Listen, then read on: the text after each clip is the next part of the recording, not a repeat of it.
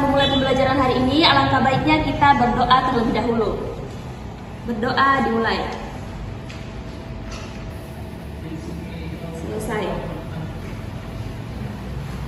Siapa yang tidak hadir? Hadir semua, Bu. Hadir semua. Oke. Sebelumnya Ibu tanya dulu. Semuanya sudah sarapan? Sudah, Bu. Siapa yang belum sarapan? Saya, Bu. Ada bilang belum sarapan. Sarapan itu penting ya, Anda. Jangan menunggu. Ada yang bilang sarapan Ki, baru sarapan. Ya, jadi sarapan itu penting.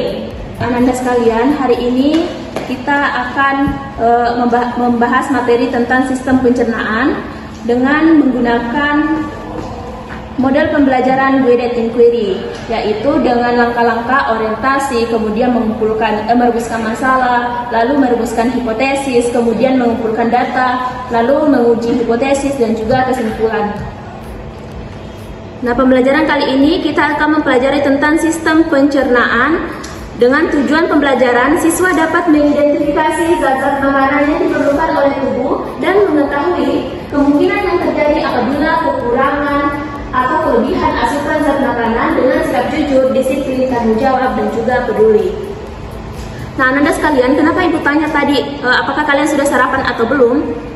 Karena sarapan itu penting. Coba perhatikan gambar yang ada di atas ini. Apa yang Anda semua lihat di sini?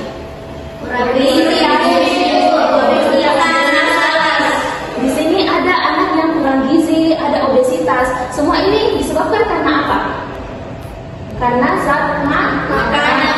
Karena asupan makanan yang mereka peroleh itu ada yang kekurangan zat makanan dan juga ada yang kelebihan zat makanan. Nah, jika kita tidak makan, kita tidak sarapan di pagi hari, maka kemampuan otak mungkin akan menurun. Jadi itu sebabnya zat makanan itu sangat penting untuk tubuh kita. Jadi apa itu zat makanan? Zat makanan merupakan senyawa atau molekul kimia sebagai sumber energi yang dibutuhkan makhluk hidup untuk tumbuh dan berkembang. Nah, kita membutuhkan makanan sebagai sumber energi untuk melakukan aktivitas sehari-hari.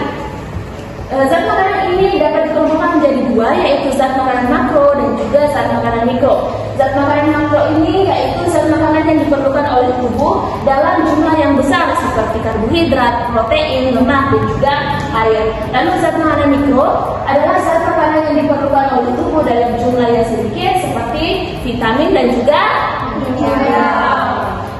Oke.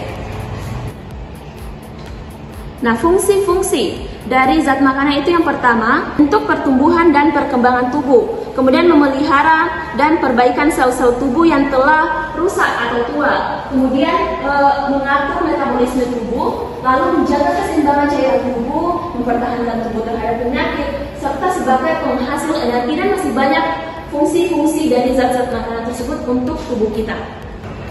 Nah, Anda sekalian, di sini kita akan melakukan sebuah pengamatan sederhana untuk mengetahui zat-zat makanan apa saja yang ada pada beberapa bahan makanan. Nah, Anda sekalian, Ibu akan membagi kalian menjadi beberapa kelompok, yaitu ada 3 kelompok. Kelompok pertama ada Fatma, Reza, Liza, dan Sarah. Kelompok 2 Elma, Arini, Nita, dan Husnul. Lalu kelompok 3 Yusuf, Arwini, Alia, dan Armi. Ketua kelas bisa bantu Ibu untuk bagikan yang kelas. Baik, Bu.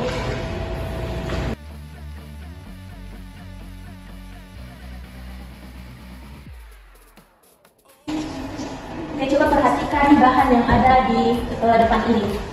Ini ada apa namanya ini? Mie, telur, nasi, kentang.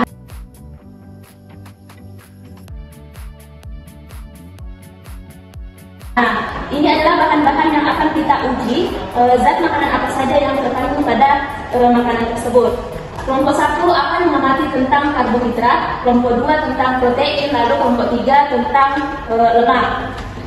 Di bagian rumusan masalah, coba perhatikan LKS-nya di bagian rumusan masalah. Kalian diminta untuk mengamati 5 bahan ini, yang mana kira-kira yang termaksud zat makanan yang sebagai topik kalian. Di bagian hipotesis kalian akan memilih dua jenis makanan yang mana yang menurut kalian, menurut hipotesis kalian, yang pertama misalnya kelompok 1 topiknya adalah karbohidrat. Nah, dia akan memilih dua jenis makanan yang menurut mereka, hipotesis mereka adalah termasuk karbohidrat. Silakan kelompok 1.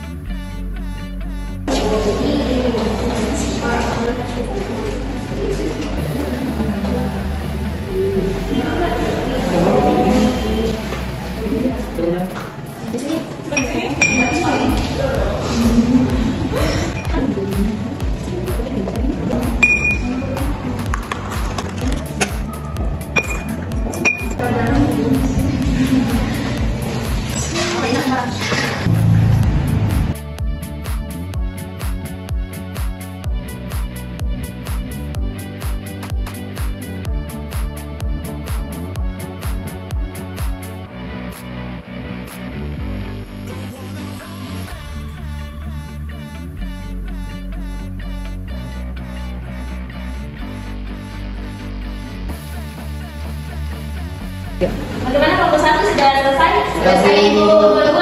Sudah, Bu. Kelompok 3? Sudah, Bu. Akan dibereskan mejanya, dikembalikan alatnya. Baik, Ibu. Siapa kelompok yang mau presentasi pertama? Oke, kelompok 2. Silakan kelompok 2, kelompok lain mendengarkan ya. Baik, Ibu. Silakan perwakilan saja di tempat.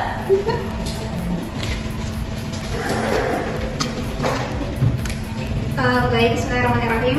Perkenalkan, kami dari kelompok 2 akan memaparkan materi mengenai hasil dari pengamatan tadi. Jadi, adapun soal dari rumus masalah yang pertama adalah apakah makanan tersebut memiliki kandungan zat yang lengkap? Dari kelompok kami menjawab tidak, karena hanya terdiri dari protein hewani dan juga protein nabati. Kemudian apa kandungan dari bahan makanan tersebut? Jadi makanan dari tempe dan juga putih telur itu terdiri dari protein dan juga ada asam amino, vitamin dan juga mineral. Berdasarkan hasil pengamatan kami yaitu pada putih telur dia berwarna putih kekuning-kuningan dan juga setelah ditetesi itu berwarna ungu dan hasilnya positif. Begitupun juga dengan tempe. Sekian dari kelompok 2, saya kembalikan kepada Ibu Guru. Hasil pengamatan kami yang mengenai bahan yang kami gunakan atau bahan makanan yang mengandung lemak yaitu ada minyak dan juga kuning telur. Nah,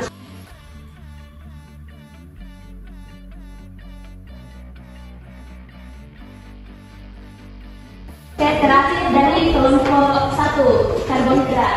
Bahan yang kami gunakan untuk uji kandungan karbohidrat adalah nasi dengan kentang.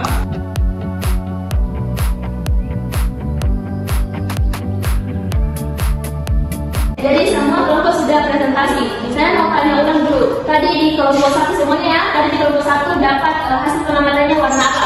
Biru kehitaman. Jadi kalau biru kehitaman itu tandanya apa? Positif. Mengandung karbohidrat. Oke, di kelompok 2 tadi hasil pengamatannya bagaimana? Warna ungu. Kalau warna ungu menandakan apa? Positif. Positif mengandung protein. Kemudian di kelompok 3 hasil pengamatannya seperti apa? Bernoda. Berarti kalau bernoda dan transparan berarti hasil pengamatan tersebut menandakan bahwa positif. Karena kalian semua sudah melaksanakan pengamatan dan sudah benar hasilnya, maka ibu akan mengadakan kuis. Kuis untuk menguji pemahaman Anda semua terkait materi kita hari ini. Nah, di kuis kali ini ada yang seru. Kenapa? Karena ada hadiahnya. Soalnya seperti ini. Setiap kelompok akan mengajukan satu pertanyaan dari hasil pengamatannya. Kemudian ada pertanyaan lanjutan dari ibu. Siapa di antara kelompok kalian yang bisa memenangkan poin terbanyak akan mendapatkan hadiah dari ibu.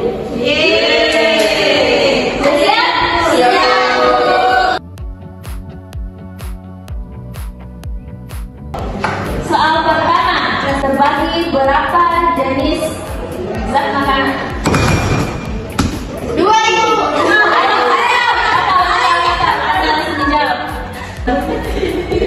Zat makanan makro terdiri dari apa saja? Oke, nomor 2.